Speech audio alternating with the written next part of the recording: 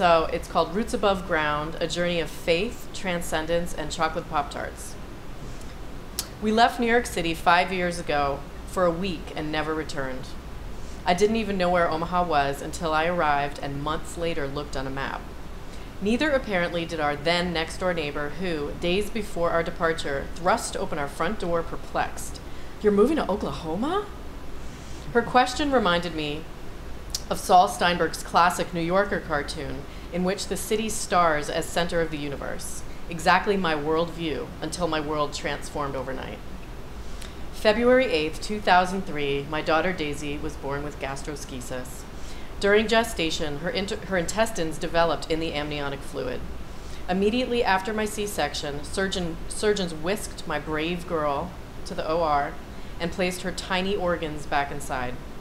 Our team said that Daisy would recover in the neonatal intensive care unit for 2 weeks, and she was there for 7 months.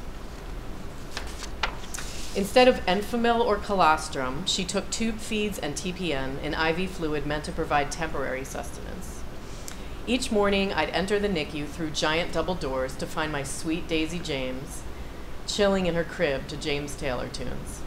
We'd practice kangaroo care, where she lay on my bare chest, skin on skin, until nightfall.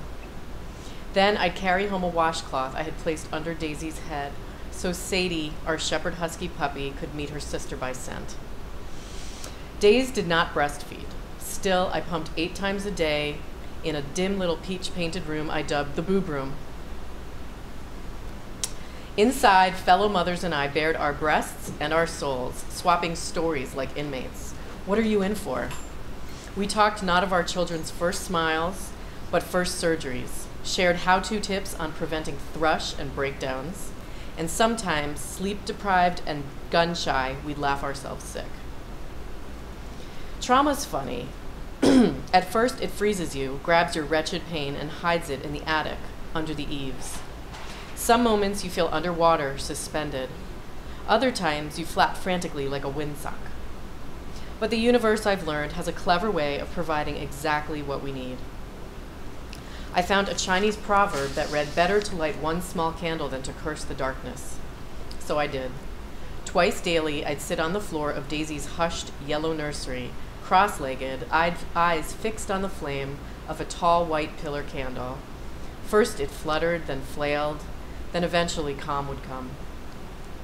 When Daisy came home to our apartment in New York City's Greenwich Village on August 27th, 2003, Sadie scurried wildly to the front door. Days, lounging in her cushy car carrier, smiled and held out her hand as if to say, "Finally." Days clung to my left hip like one of those teeny stuffed koalas, circa 78, whose arms gripped your collar when you pinched its back. We roamed room to room, imprinting each color and shape and scent, as I, of course, wept. At bedtime, I'd massage her beautiful scarred belly with scented oils. After prayers, we are loved by an unending love. We are supported by hands that uplift us, even in the midst of a fall, which we still say every night. Then I'd write in my gratitude journal, "We are home." Between doctor's appointments, we practiced normalcy. On her first trip to the movies, Days watched most of March of the Penguins. We marveled at the horse and buggies in Central Park and dined at the Flying Pig restaurant just because we loved the name. Daisy's GI doctor said, quote, her liver is not normal, but it's functioning adequately. But I didn't believe him or his claim that I was neurotic, in that case at least. After Daisy's 3rd birthday party, where she reigned in a matching tutu, wand, and wings, we flew to the University of Nebraska Medical Center for a week-long intestinal rehabilitation evaluation. We never left. 3 months later, she was put on the transplant waiting list, and 6 weeks later, we got the call. That night, July 20th, 2006, Daisy received a small bowel, liver, and pancreas. Her rebirth day. Surgery lasted 8 hours. I sat in the icy waiting room, eyes closed, listening to a spiritual CD and visualizing myself lying beside Daisy, who clutched Abba, her oldest friend and frog blanket. Our bodies lightly touched. I placed my hand on her belly and I whispered, "I love you more than the moon." 3 days post-transplant, Days lay in pediatric intensive care watching the Wiggles. Monitors blinked and IVs beeped, the soundtrack of our lives. A swarm of scrubs descended on our room, led by the head of transplant. I stood at attention, together, Mom. Days couldn't be bothered. Eyes fixed on the TV, a habit she has yet to grow out of. She shooed them away, exactly like Mama Paula would, my take-no-flack grandmother, whose signature saying was, "They've got some nerve." Sometimes, in blessed moments, Faith would appear, tapping my shoulder from behind. "I'm here." More often, though, my mind and I curled at Daisy's feet. As Anne Lamott, my favorite author, says, "My mind is like a dangerous neighborhood at night, one you would never want to visit." Then came Joy, one of many wise women I have gathered along my journey who advised, each time you have a negative thought, immediately replace it with a positive one. With practice and practice and practice, something extraordinary happened. It worked.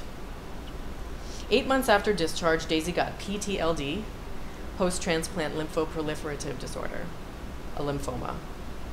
Her oncologist, we now had an oncologist, prescribed 4 months of chemo, which nixed her immune system, not her silly soul. During rounds one morning, Daisy grabbed our surgeon, rattling on about ratatouille, her latest obsession. And though he protested, he did have other patients, she persisted and persisted that morning and the next. When finally he said, "Days, I've got 2 words for you, verbal diarrhea."